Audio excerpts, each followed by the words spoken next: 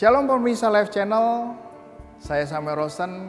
Saya bersyukur kali ini saya ingin menyampaikan pesan Tuhan yang sama-sama kita akan pelajari bersama nanti.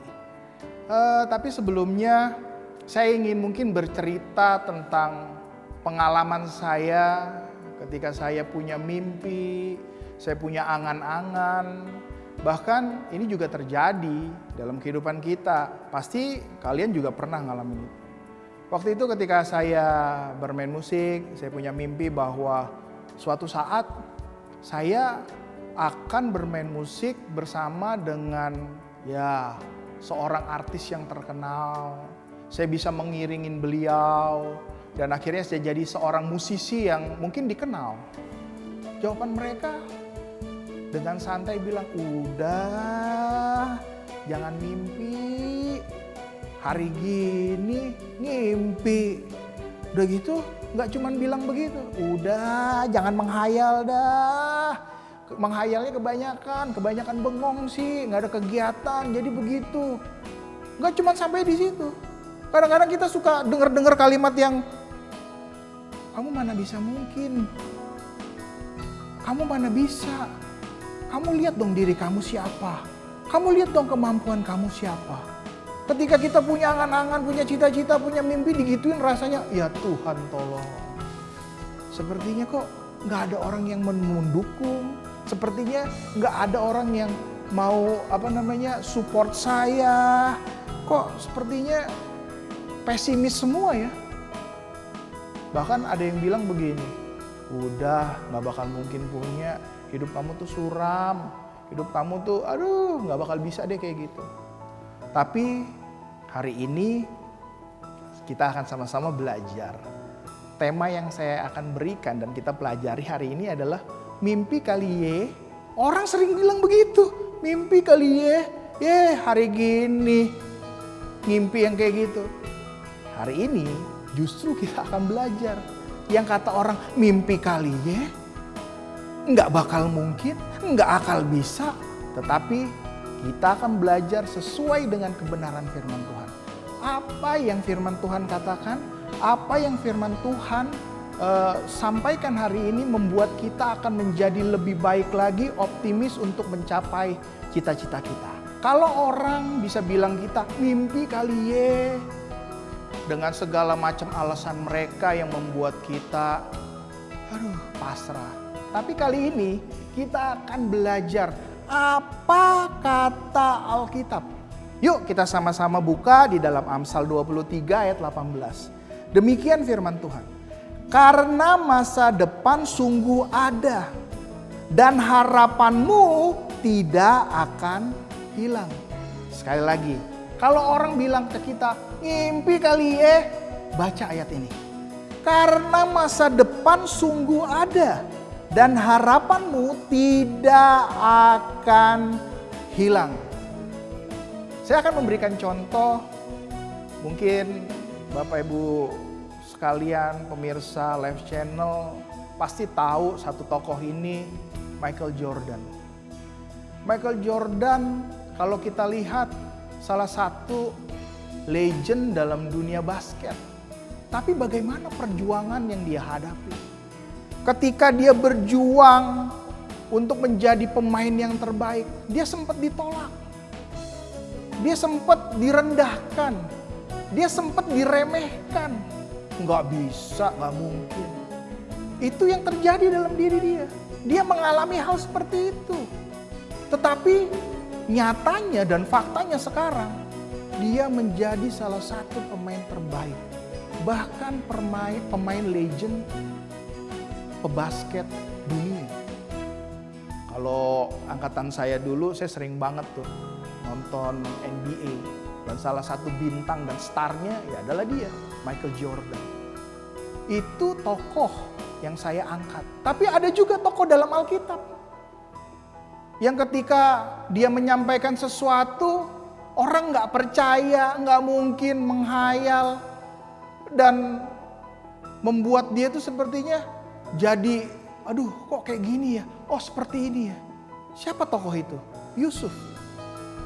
Coba ketika Yusuf dapat mimpi menceritakan ke saudara-saudaranya.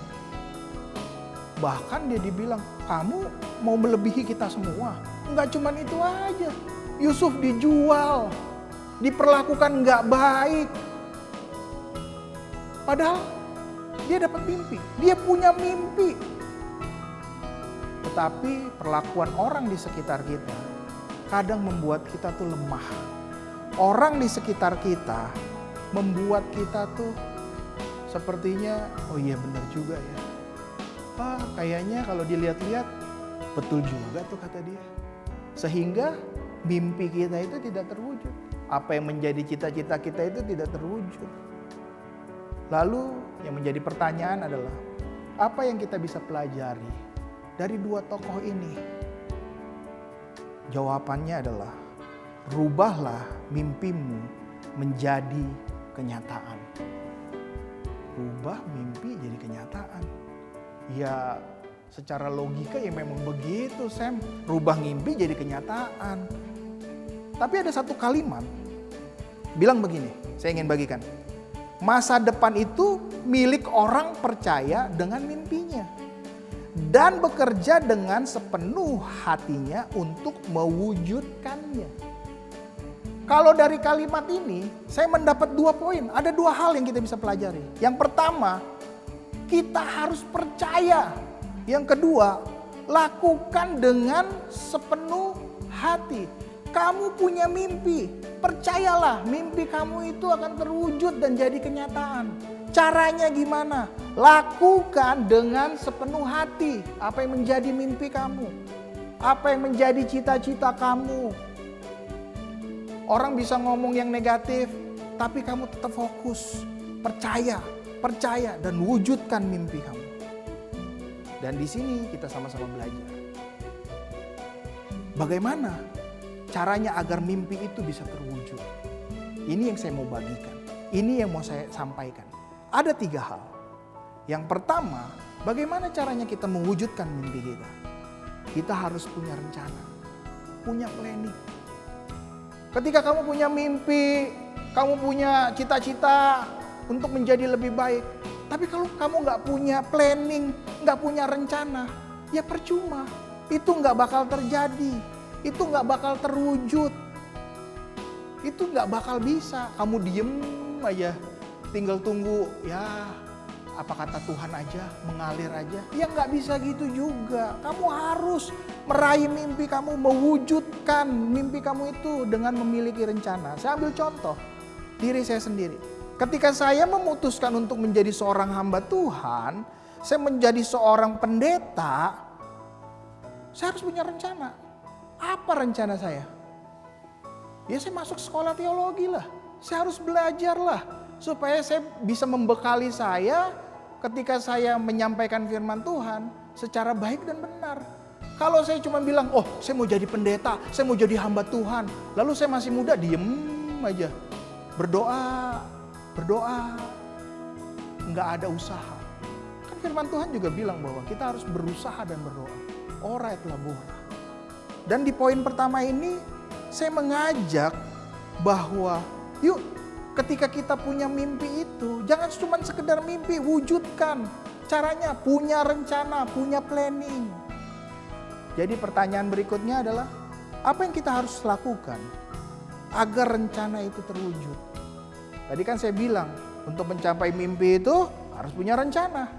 Lalu pertanyaan berikutnya, bagaimana agar rencana itu bisa terwujud? Saya mencatat, kita harus fokus. Kita harus fokus. Seperti contoh tadi, saya kuliah. Ya, jangan sekedar cuman kuliah, masuk ke kampus teologi, tapi harus saya fokus. Saya harus fokus untuk menyelesaikan kuliah itu dengan baik. Saya harus fokus belajar dengan baik. Itu yang kita harus pelajari. Itu yang harus kita lakukan. Fokus untuk mencapai mimpi kita. Fokus untuk mewujudkan rencana kita. Dalam fokus ini kita akan belajar beberapa hal. Yang pertama, biar kita fokus, kita harus punya visi. Visi saya apa? Oh, saya harus menjadi hamba Tuhan yang berkualitas. Itu visi saya. Lalu saya harus tahu prioritas. Tadi saya bilang harus memiliki visi. Ketika kita mau fokus harus memiliki visi. Yang kedua saya bilang kita harus tahu prioritas. Prioritas saya apa? Menyelesaikan kuliah itu dengan baik. Lalu yang ketiga, saya harus berpikir positif. Saya mampu, saya dapat, saya sanggup menyelesaikan itu dengan baik. Orang bilang gak mungkin, gak bisa, mimpi kali ye. Tetapi saya harus merubah segala pemikiran-pemikiran yang buruk itu. Saya bisa, saya sanggup, saya dapat.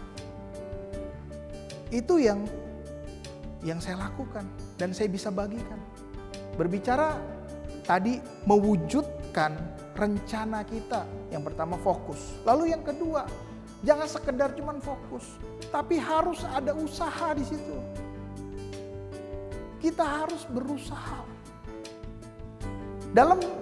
Dalam melakukan usaha apa yang menjadi mimpi kita, ada beberapa hal yang saya catat juga. Yang pertama, ketika kita sedang berusaha dan melakukan apa yang menjadi mimpi kita, jangan mudah menyerah. Ketika ada omongan yang mungkin gak enak didengar atau kurang nyaman, kita udah gampang menyerah. Kayaknya kamu gak mungkin, kamu udah gak bisa. Kamu lihat dong diri kamu siapa, kamu mah gak sanggup. Ketika intimidasi itu datang, kita gampang menyerah. Kita mudah menyerah. Lalu yang kedua saya mencatat bahwa bagaimana caranya agar kita berusaha untuk mencapai mimpi kita itu, mewujudkan itu. Harus berani ambil resiko. Saya dulu seorang musisi, saya tinggalkan itu, lalu saya beralih. Saya menjadi seorang hamba Tuhan. Harus ambil resiko, berani ambil resiko. Tetapi ambil resiko punya perhitungan. Punya perhitungan yang matang. Harus diperhitungkan.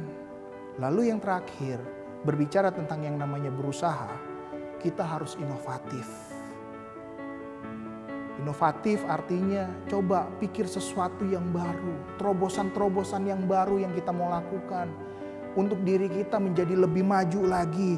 Enggak seperti katak dalam tempurung istilahnya. Apa yang kita bisa buat dan kita lakukan untuk kemajuan diri kita.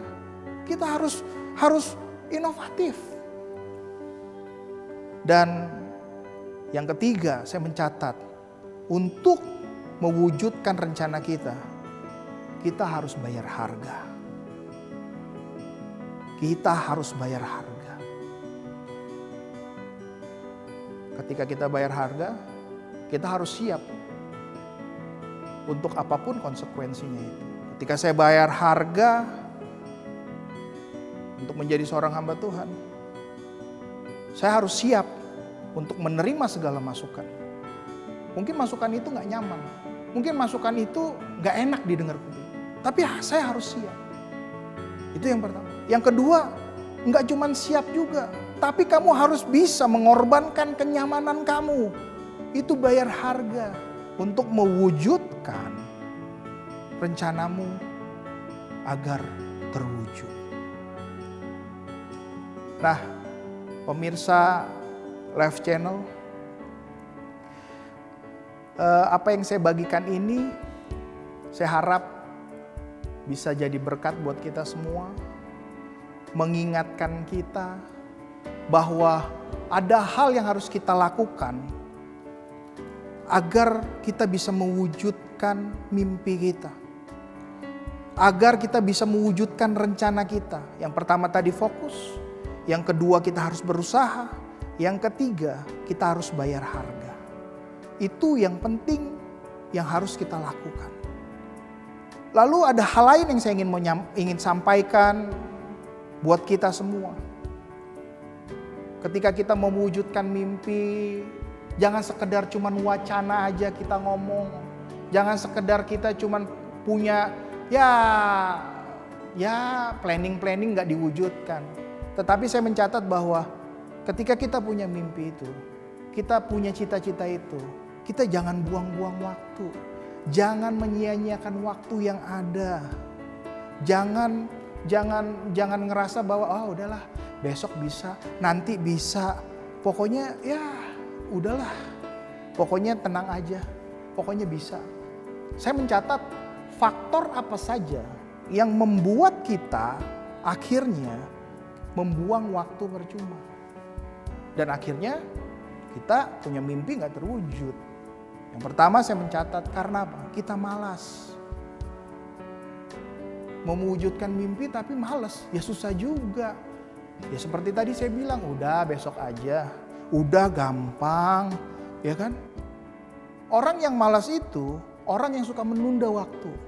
Orang yang malas tidak memiliki tujuan hidup. Orang yang malas tidak memiliki tanggung jawab. Orang yang malas menyalahkan keadaan.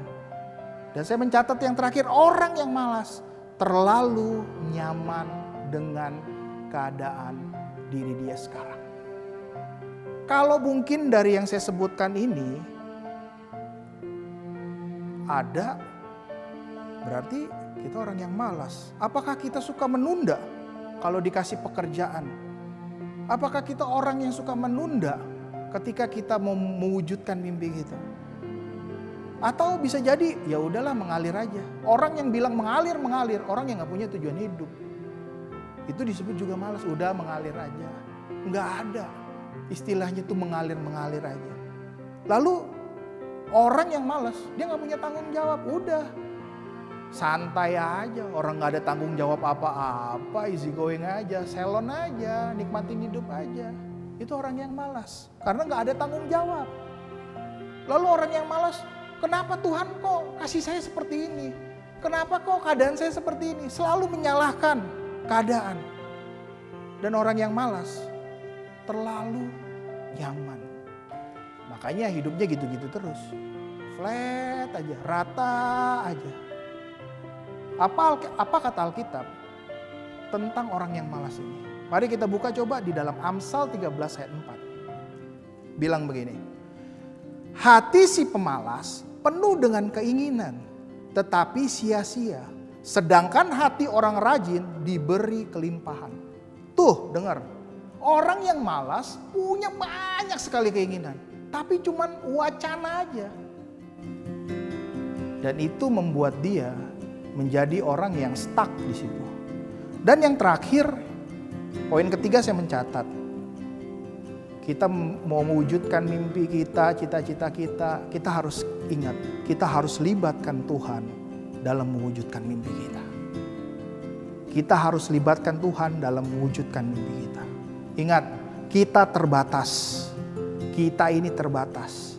Justru karena kita terbatas, kita tahu dan kita sadar kapasitas diri kita. Oleh sebab itu, kita minta agar Tuhan selalu menuntun kita, memberikan caranya dan jalannya Dia, sehingga cita-cita kita itu terwujud.